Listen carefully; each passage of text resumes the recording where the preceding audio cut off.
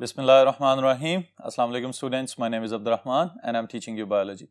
Students, we have started chapter number 15, homeostasis जिसका नाम है, और आज जो हम इसका टॉपिक स्टडी करने जा रहे हैं, it is about osmoregulation in animals.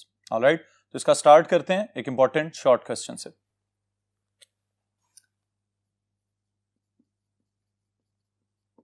Alright, the topic is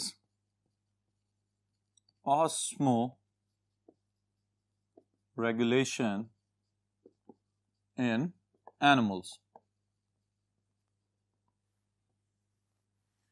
जानवरों के अंदर सोल्यूट और सॉल्वेंट्स को बैलेंस किस तरह से किया जाता है, this process is known as osmoregulation. Okay, अब स्टूडेंट्स एक इंपॉर्टेंट बात यहां पे याद रखिएगा कि सबसे पहले नंबर पे जिस टॉपिक का हम आगाज करने जा रहे हैं, it is important short question. और उसके साथ ही साथ प्रीवियस सेशंस में हम देख के आए कि प्लांट्स ने अपने अपने एनवायरनमेंट के एतबार से डिफरेंट स्ट्रेटजीज अपनाई हुई हैं ऑस्मोरेगुलेशन के लिए. इसी तरह एनिमल्स जो हैं इनको बुनियादी तौर पे हम दो बड़े ग्रुप्स में डिवाइड करते हैं. The first group is known as ऑस्मोकन्फॉर्मर्स.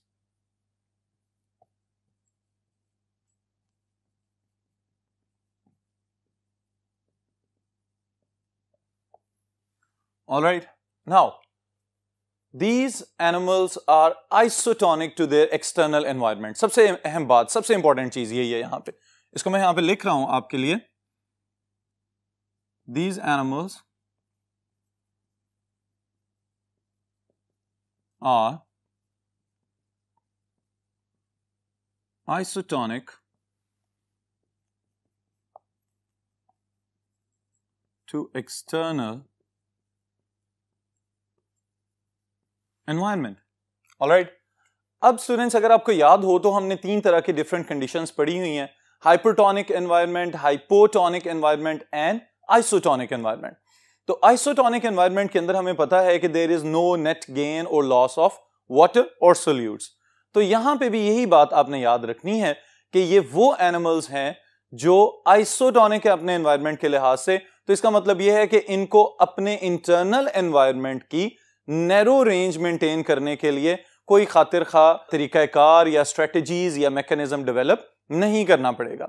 Alright, that's why they are known as osmoconformers. इसी चीज को अगर हम आसान लफ्जों में लिखना चाहें तो हम लिख सकते हैं these animals do not actively regulate their internal osmotic conditions. यहां पे एक और पॉइंट का इजाफा कर रहा हूं मैं आपके लिए. The internal osmolarity and osmotic pressure is kept same as in surroundings. Alright students, अब ये तीन पॉइंट्स मैंने यहां पे मेंशन कर दिए हैं. इस सारे के सारे टॉपिक की एक ही बात समझने वाली है, और वो ये कि ये वो एनिमल्स हैं जो अपने एनवायरनमेंट के साथ बहुत ज्यादा तगोदो नहीं कर रहे. अगर बाहर सोल्यूट कंसंट्रेशन हाई हो रही है तो ये अपनी बॉडी के अंदर भी सोल्यूट कंसंट्रेशन को हाई कर लेंगे. अगर बाहर सोल्यूट कंसंट्रेशन लो हो रही है तो ये अपनी बॉडी के अंदर भी सोल्यूट कंसंट्रेशन को लो कर लेंगे. ऑलराइट, तो इस वजह से इनको हम कहते हैं these are osmoconformers. While on the other side we have osmoregulators. Osmoregulators वो एनिमल्स हैं जो अपनी एनर्जी खर्च करके अपने इंटरनल होम्योस्टैटिक बैलेंस को मेंटेन करने की कोशिश करते हैं. ऑलराइट, तो हम इनको यहां पे लिख लेते हैं, ऑस्मोरेगुलेटर्स.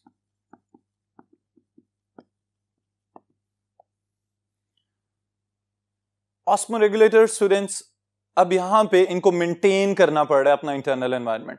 तो इसका मतलब यह है, सबसे पहला पॉइंट तो यहां पे यही बनेगा कि they have different internal solute and solvent concentrations as compared to the external environment.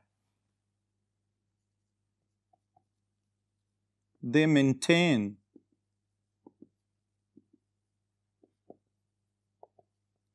internal solute and solvent concentrations in narrow range, all right, और फिर active transport is involved, all right. इसको हम कहते हैं एक्टिव रेगुलेशन। एक्टिव रेगुलेशन किस mechanism का नाम है बुनियादी तौर पे कि अगर अंदर सॉल्ट्स बहुत ज्यादा हो रहे हैं और बाहर उससे भी कंसंट्रेशन ज्यादा हो चुकी हुई है, तो इसका मतलब है अब सॉल्ट्स को अंदर से उठा के बाहर फेंकना है from low concentration to high concentration. तो उसके लिए स्टूडेंट्स क्या चाहिए? Active transport. जब भी किसी पार्टिकल को, किसी आयन को, किसी मॉलिक्यूल को लोअर कंसंट्रेशन से हाई कंसंट्रेशन की तरफ भेजा जाता है with in the living systems, तो वहां पे ATP in the form of energy खर्च की जाती है और उस एटीपी की कॉस्ट पे इन मॉलिक्यूल्स को अंदर से उठा के बाहर भेज दिया जाता है। That's why this is known as active regulation, alright. तो इसी बुनियाद पे osmoregulators are different from osmoconformers. Osmoconformers की एग्जांपल स्टूडेंट पहले मैं आपको बता दूं, फिर उसके बाद हम आते हैं ऑस्मो रेगुलेटर की एग्जांपल की तरफ। यहां पे आप याद रख लीजिएगा स्पॉन्जेस, ऑलराइट, एंड स्क्विड्स। इसी तरह ऑस्मो रेगुलेटर्स में आप ह्यूमंस को शामिल कर सकते हैं, alright, and other higher vertebrates. Alright students, अब यहां तक हमारा एक शॉर्ट क्वेश्चन मुकम्मल हो गया है और ये दो बुनियादी ग्रुप्स हमने बनाए according to the surrounding environment कि वो जानदार जो एक्टिवली रेगुलेट नहीं कर रहे ऑस्मो कन्फॉर्मर्स हैं, बदलती हुई कॉन्सेंट्रेशंस के साथ अंदरूनी माहौल को भी बदल लेते हैं। लेकिन ऑस्मो रेगुलेटर्स, इन्होंने अपने इंटरनल एनवायरनमेंट को मेंटेन करके रखना होता है एक नैरो या फेयरली कांस्टेंट पॉइंट के इर्द गिर्द, उसके अराउंड, तब जाके इनका काम मुकम्मल होता है। ऑलराइट, तो ये हैं osmo conformers and osmo regulators. Next उसके बाद स्टूडेंट्स हमारे पास मुख्तलिफ एनवायरनमेंट्स का जिक्र आ रहा है इसी टॉपिक के अंदर कि मुख्तलिफ एनवायरनमेंट्स में एनिमल किस किस तरह से इस मैकेनिज्म को अपनाए हुए हैं कि वो अपनी जिंदगी के सर्वाइवल को मुमकिन बना के रख सकें।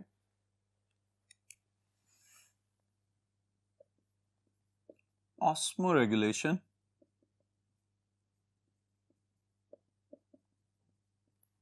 in different environments.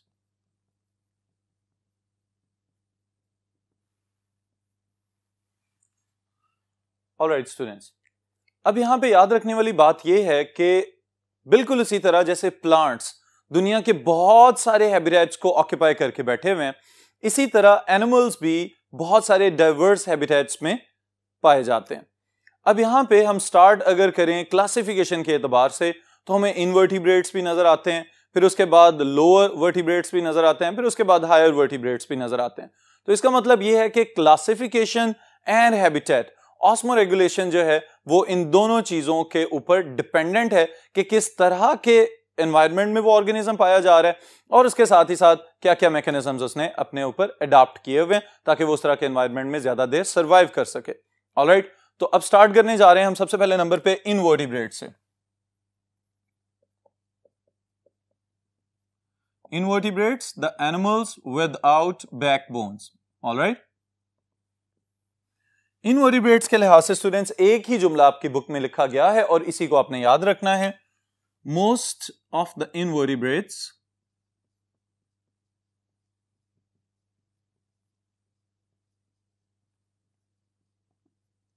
Are osmo conformers.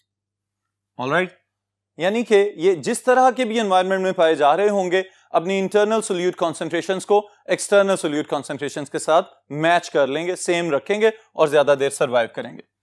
फिर उसके बाद जो दूसरी एग्जांपल हमने यहां पे डिस्कस करनी है that is about hagfish. Okay, cartilaginous fish हैं, ईल लाइक या स्नेक लाइक नजर आते हैं और इनके अंदर भी यही खसूसियत रिपीट होगी। they keep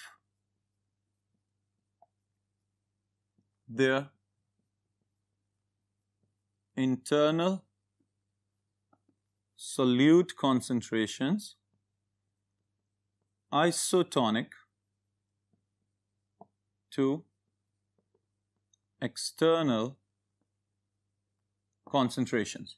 Alright, इससे क्या मुराद है कि ये भी अपने आप को बैरूनी माहौल के एतबार से सेट करके बैठे हुए, इनको भी बहुत ज्यादा एनर्जी खर्च नहीं करनी पड़ती फॉर देयर ऑस्मोरेगुलेशन. ऑलराइट, फिर उसके बाद स्टूडेंट्स इंपॉर्टेंट फेज स्टार्ट हो रहा है, and these are the cartilaginous fish.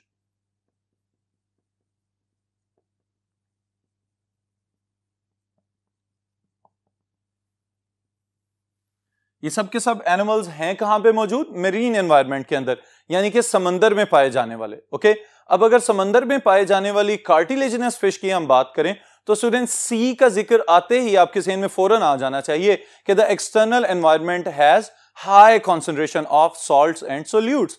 तो इसके लिहाज से इनकी बॉडीज को एडजस्टमेंट्स करनी पड़ेंगी, because they are not osmoconformers, they are osmoregulators. अब ये किस तरह से ऑस्मो रेगुलेशन कर रहे हैं, इसको हम वन बाय वन देखते जाते हैं साथ साथ. सबसे पहले नंबर पे they keep low solute concentration as compared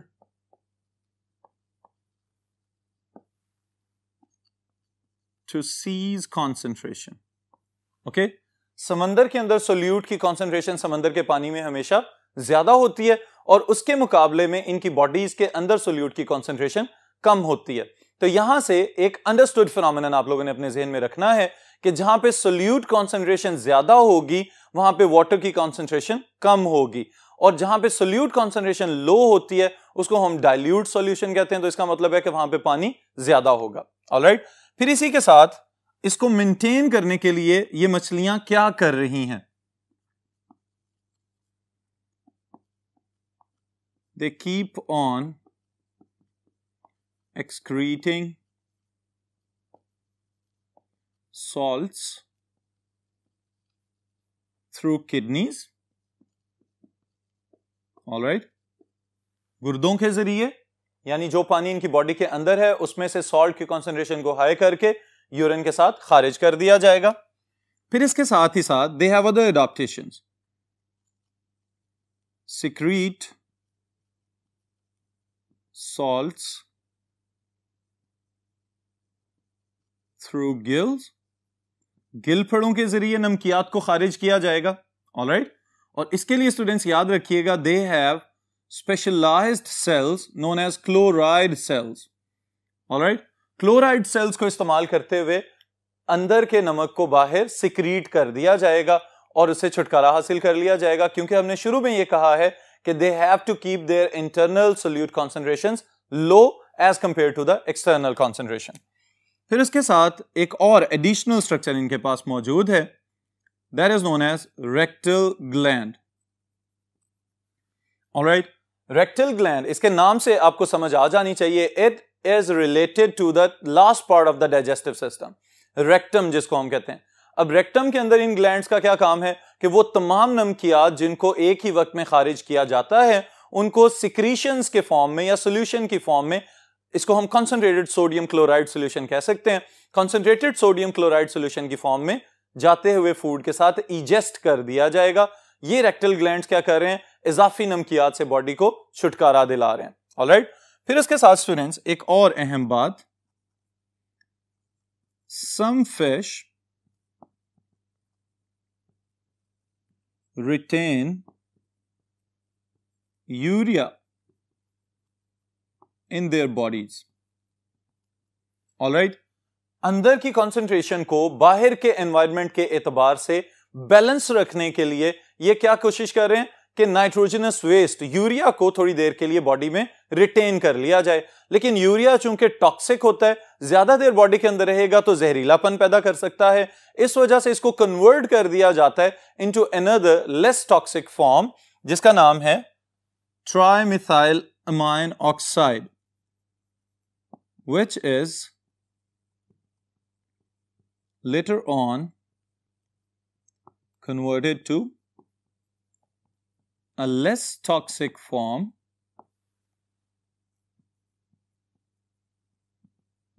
trimethylamine oxide. फिर इसके बाद हमने ये याद रखना है कि इसके अलावा एक और एडेप्टेशन हमें नजर आ रही है कि गिल्स के थ्रू सॉल्ट्स को और एमोनिया को एक्सक्रीट कर दिया जाता है ताकि बॉडी के अंदर कम से कम नमकियात ज्यादा देर के लिए स्टे करें और इंटरनल कॉन्सेंट्रेशन को, सोल्यूट कॉन्सेंट्रेशन को हमेशा कम रखा जाए as compared to external solute concentration. Alright students, ये तो हमने बात की है अभी कार्टिलेजिनस फिश की। फिर उसके बाद जो नेक्स्ट ग्रुप हमारे पास आ रहा है, they are bony fish.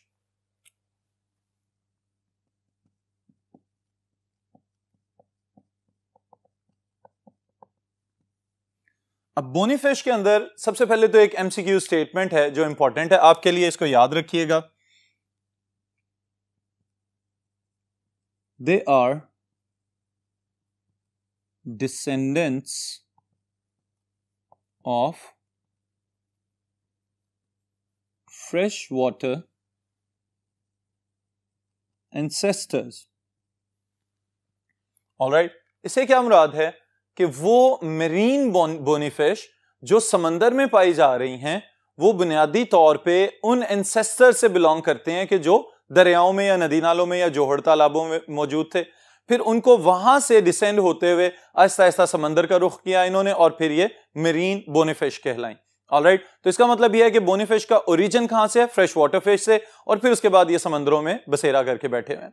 Alright, अब इसके बाद स्टूडेंट्स इनके अंदर जो एडेप्टेशंस आपने याद रखनी है, एक तो वही बात कि बहुत ज्यादा सॉल्ट्स को एक्सक्रीट करेंगे और उसके साथ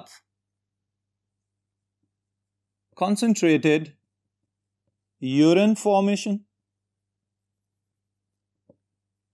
ऑलराइट, यूरिन को कॉन्सेंट्रेट करके खारिज किया जाएगा ताकि पानी को कोशिश की जाए कि रिटेन कर लिया जाए और नमकियात को एक्टिव ट्रांसपोर्ट के थ्रू और एक्सक्रीशन के थ्रू बॉडी से खारिज करना जरूरी है।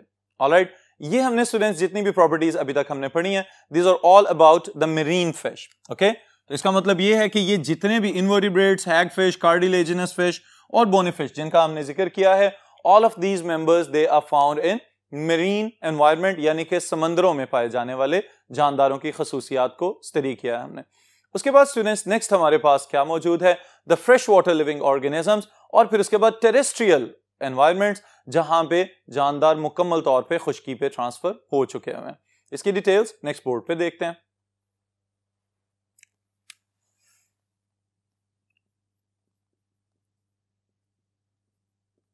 Fresh water, fresh water environments के अंदर स्टूडेंट्स जो सबसे ज्यादा प्रॉब्लम फेस करने को मिलता है that is osmotic flooding. Okay, इसका क्या मतलब है कि बहुत ही ज्यादा अबंडेंटली पानी चूंकि इर्द गिर्द के एनवायरनमेंट में मौजूद है तो वहां से पानी फ्लो करके अंदर आएगा और अंदर से जाते हुए बहुत सारे सोल्यूट्स को जो कि सेल को या बॉडी को जिनकी जरूरत है उनको भी जाते हुए साथ ले जाएगा। तो इसके लिए सबसे पहले हम यहां पे जिक्र करेंगे प्रोटोजोआ का।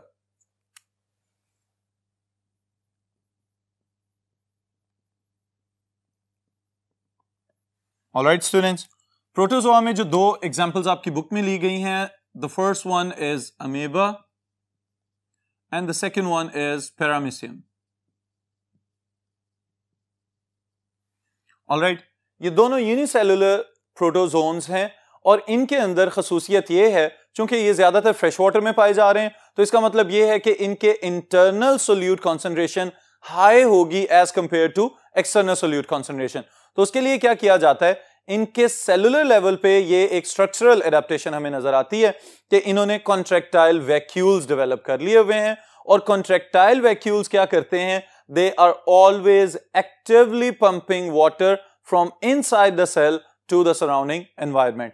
इनका क्या काम है कि पानी जितनी स्पीड के साथ या जितनी मर्जी तेजी से अंदर दाखिल हो रहा है उस पानी को फौरन कॉन्ट्रैक्टाइल वैक्यूल में पैक करना और फिर कॉन्ट्रैक्टाइल वैक्यूल को जाके मेम्ब्रेन के साथ फ्यूज करवा देना और पानी को एनर्जी की कॉस्ट पे बाहर निकाल देना। तो इसका मतलब यह है कि यहां पे भी एक्टिव रेगुलेशन चल रही है, so they are osmoregulators. Alright, फिर इसके साथ स्टूडेंट्स मैं यहां पे इसका नाम भी लिख देता हूं ताकि आपको याद रह जाए कि they are osmoregulating with the help of contractile vacuoles by pumping out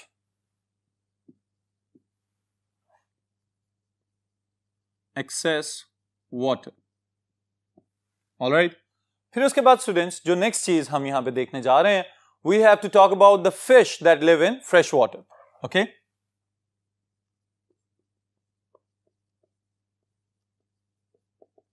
Freshwater fish.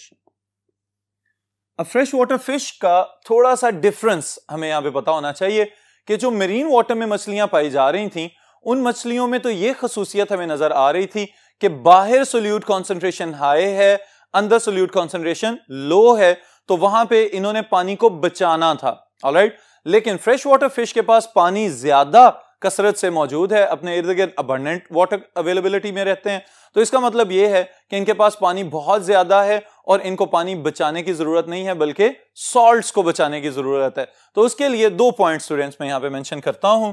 The first one is actively pump out water through gills. All right. फिर उसके साथ dilute urine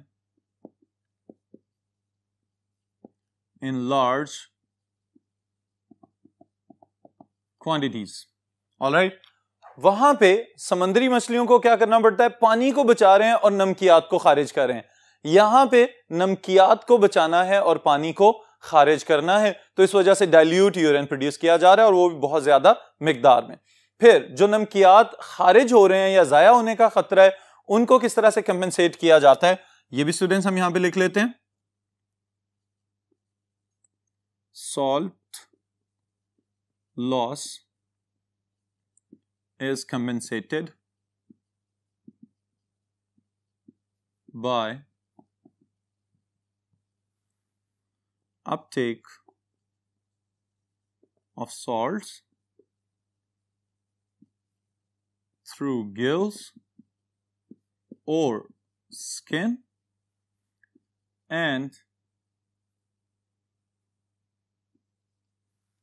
by eating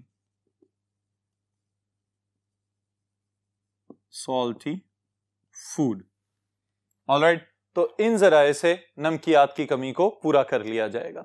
alright students, फिर उसके बाद हम shift हो रहे हैं टू द टेरेस्ट्रियल एनवायरनमेंट, यानी कि खुश्की वाला माहौल. टेरेस्ट्रियल खुश्क माहौल को हम कहेंगे. अब यहां पे टेरेस्ट्रियल एनवायरनमेंट के अंदर बहुत ज्यादा डाइवर्सिटी मौजूद है, तो उसी लिहाज से हमने इनकी प्रॉपर्टीज भी याद रखनी है.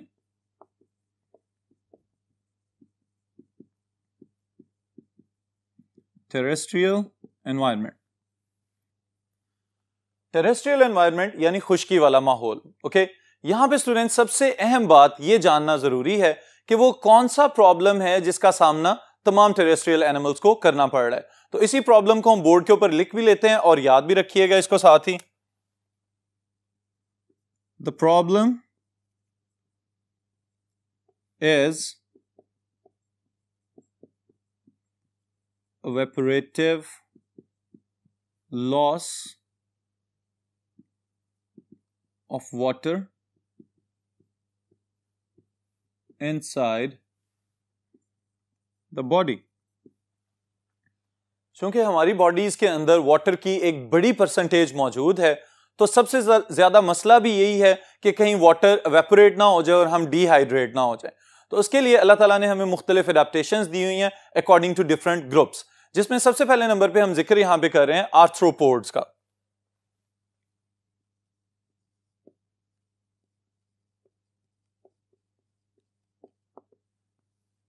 आर्थ्रोपोड्स के अंदर स्टूडेंट्स वाटर बैरियर मौजूद है in the form of water barrier in the form of vaccine exoskeleton. Alright, यानी इनका जो बैरूनी ढांचा होता है, जो इनके ऊपर खौल बना हुआ है, वो एक्सोस्केलेटन है, बैरूनी ढांचा उसको हम कह रहे हैं, और उसके ऊपर फिर वैक्स की एक लेयर है जो कि हाइड्रोफोबिक होती है। तो इसका मतलब ये है कि अगर हाइड्रोफोबिक बाहर से पानी को अंदर नहीं जाने देगी तो इसका मतलब ये कि अंदर से भी पानी अंडरस्टूड है कि एवेपोरेट नहीं हो सकेगा। ऑलराइट, तो इस वजह से हमने यहां पे एक टर्म यूज किया वाटर बैरियर, कि ना पानी बाहर से अंदर और ना ही अंदर से पानी एवेपोरेट होकर बाहर जा सकेगा। तो दोनों सूरतों में वाटर बैरियर के तौर पे काम कर रहा है। ऑलराइट, फिर उसके बाद स्टूडेंट्स अगर हम हायर वर्टिब्रेट्स की बात करें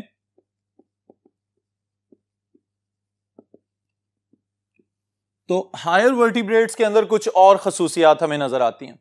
कौन कौन सी खसूसियात नजर आ रही हैं? सबसे पहले नंबर पे आपके पास स्किन मौजूद है। ऑलराइट, स्किन के नीचे एक हाइपोडर्मल लेयर होती है जो कि फैट्स पे मुश्तमिल है, और फैट्स अंदर वाले पानी को एवेपोरेट होकर बाहर नहीं आने दे रहे due to their hydrophobic nature. Alright, फिर इसी के साथ इसको और ज्यादा स्ट्रेंथन अप कर दिया गया by dead keratinized skin, alright, or skin cells। अब इसका मतलब क्या है? केराटिन आपको याद होनी चाहिए, this is the protein present in your hair and nails. इसी की एक लेयर हमारी स्किन के ऊपर भी मौजूद है जो कि अगेन वाटर बैरियर का काम कर रही है, अंदर से पानी को एवेपोरेट होकर बाहर जाया नहीं होने देती। अब स्टूडेंट्स यहां तक पहुंचते पहुंचते हमें यह नजर आ रहा है कि तमाम एनिमल्स का एक कॉमन प्रॉब्लम है कि कहीं डिहाइड्रेट ना हो जाए। तो डिहाइड्रेशन से बचाव के लिए हमें कुछ बिहेवियरल एडेप्टेशंस भी नजर आती हैं, और बिहेवियरल एडेप्टेशंस के लिए एक बहुत इंपॉर्टेंट मिसाल आपकी बुक में डिस्कस की गई है, that is the kangaroo rat. Okay, ये इंपॉर्टेंट शॉर्ट क्वेश्चन भी है और इसको याद भी रखिएगा।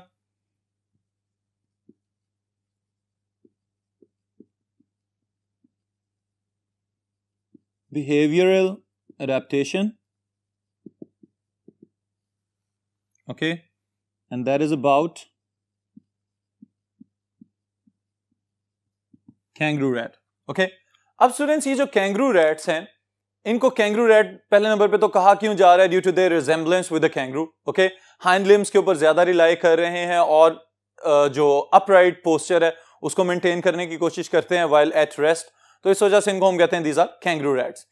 अब इनकी जो मिसाल आपने याद रखनी है, that is about their behavioral adaptation, कि रहते कहां पे हैं? सहराओं में या डेजर्टिफाइड हैबिटेट्स के अंदर, तो वहां पे पानी की पहले ही किल्लत है, तो पीने का पानी इतनी ज्यादा फरावानी में दस्तयाब नहीं है। उस सूरत में ये चूहे क्या करते हैं कि सुबह सुबह उठ के, जब अभी टेम्परेचर बहुत ज्यादा हाई नहीं हुआ होता, तो इर्द गिर्द के सराउंडिंग्स में घूमना फिरना शुरू कर देते हैं। अब वहां से इनको जिन प्लांट्स के सीड्स मिलते हैं उन सीड्स को उठा के तो अपने अंडरग्राउंड बरोज में चले जाते हैं, जहां पे इन्होंने जेरे जमीन बिलें बनाई हुई हैं, सुरंगें बनाई हुई हैं। अब वहां पे जाके ये क्या करते हैं? उन सीड्स को खा लेते हैं। उन सीड्स के अंदर जो स्टोर्ड कार्बोहाइड्रेट्स हैं उनको मेटाबोलाइज करने से जो वाटर प्रोड्यूस होगा, उस वाटर से ये अपनी बॉडी को हाइड्रेट करते हैं। Alright students, this is very important and a critical type of behavioural adaptation, कि पीने का पानी नहीं है तो मेटाबॉलिकली पानी को प्रोड्यूस कर लिया जाए और फिर उस पानी से अपना काम चला लिया जाए। ऑलराइट स्टूडेंट्स, फिर इसके साथ एक बहुत ही इंपॉर्टेंट शॉर्ट क्वेश्चन है आपको जो यहां पे याद रखना होगा, दैट इज अबाउट एनहाइड्रोबायोसिस। ओके, एनहाइड्रोबायोसिस को अगर सिंपलेस्ट वर्ड्स में स्टूडेंट्स मैं आपके लिए एक्सप्लेन करूं तो इसको हम कह सकते हैं it is the survival in dehydrating conditions. Okay, इसका मतलब क्या है कि वो जानदार जो इंतहाई डेजिकेटेड एनवायरनमेंट्स या कंडीशंस का सामना करें तो उनको भी अपने सर्वाइवल के लिए बाज़ औक़ात कुछ मैकेनिज्म्स डेवलप करने पड़ते हैं, जिनमें वो पानी की मौजूदगी को पॉसिबल ना देखते हुए इस फेज में चले जाते हैं कि अपने इंटरनल टिश्यूज वगैरह की डेथ करवा देते हैं समटाइम्स, जिसको हम एपोप्टोसिस या नेक्रोसिस वगैरह में जाके डिटेल से पढ़ेंगे। प्रोग्राम्ड सेल डेथ की तरफ चले जाते हैं और सिर्फ उन हिस्सों को बचा लिया जाता है कि जो पानी के बगैर भी ज्यादा देर सरवाइव कर सकेंगे।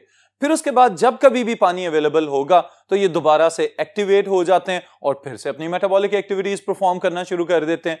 तो इस मैकेनिज्म को या इस सर्वाइवल स्ट्रेटेजी को हम कहते हैं एनहाइड्रोबायोसिस। ऑलराइट स्टूडेंट्स, तो यहीं तक आज के इस सेशन को खत्म करते हैं, फिर इंशाअल्लाह ताला मुलाकात होगी नेक्स्ट सेशन में नेक्स्ट टॉपिक के साथ।